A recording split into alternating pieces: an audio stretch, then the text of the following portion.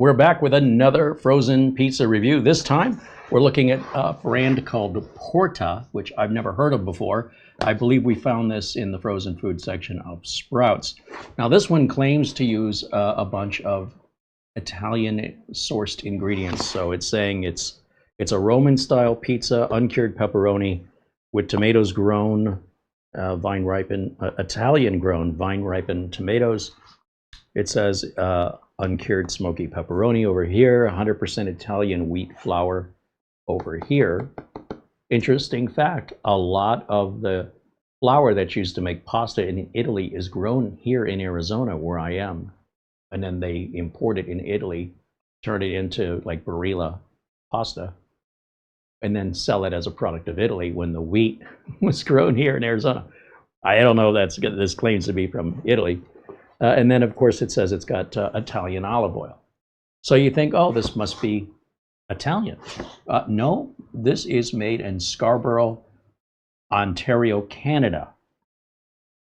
That's odd. I didn't realize how many pizzas, frozen pizzas sold in the grocery stores are made in Canada.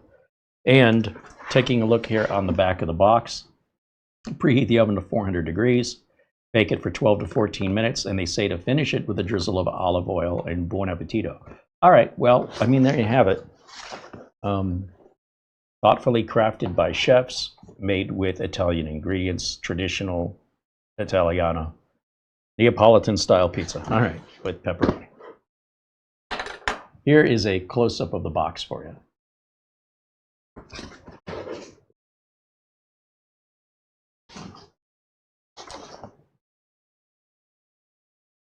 Okay, let's see what it looks like.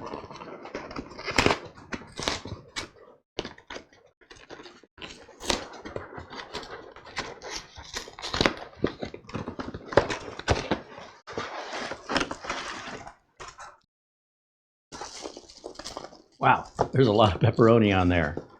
And the crust looks like it's already a bit cooked before they topped it. And very lightweight, feels like an airy crust, which is good, typical Neapolitan style. And then if I can get the plastic off of it, you know, normally I can just tear them, but today this one wants to be difficult. So we'll bring out the big guns. There we go. Well, I don't know. This is a little concerning because I'm looking right at the bottom of the crust.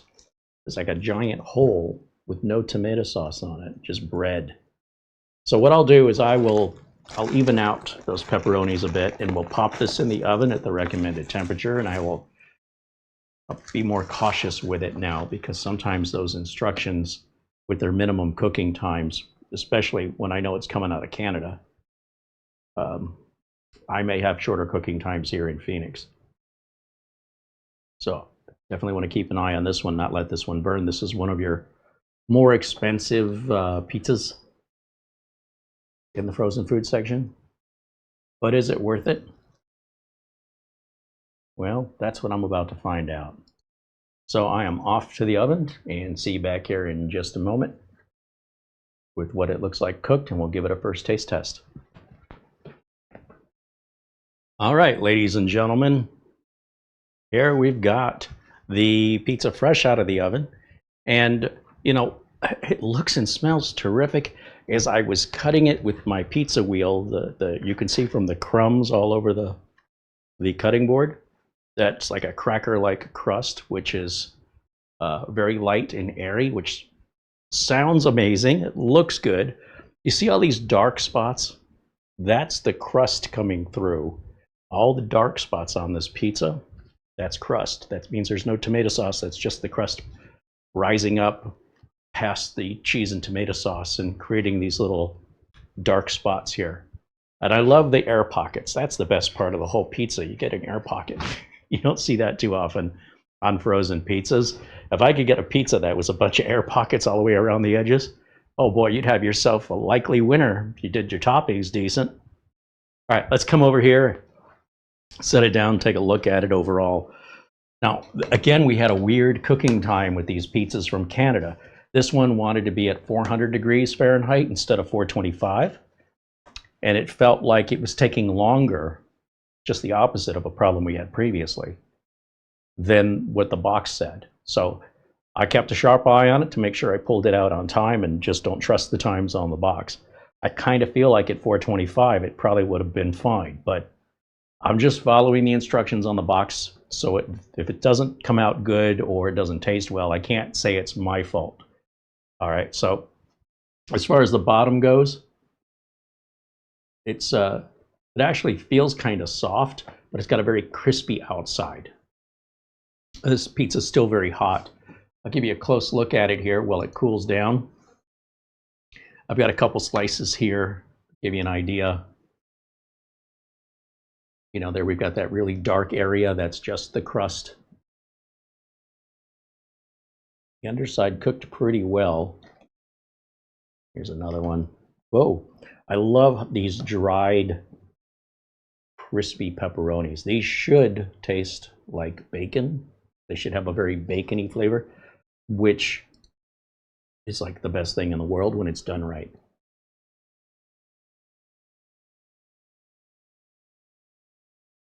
Oh, that's good.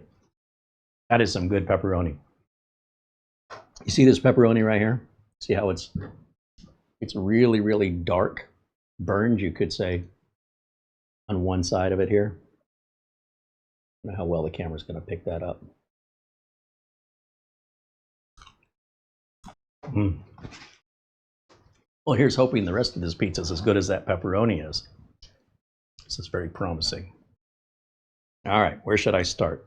I'll start here with this dark piece. Again, there's no tomato sauce, there's no cheese, that's just the bread pushing through, so I don't expect much on this first bite.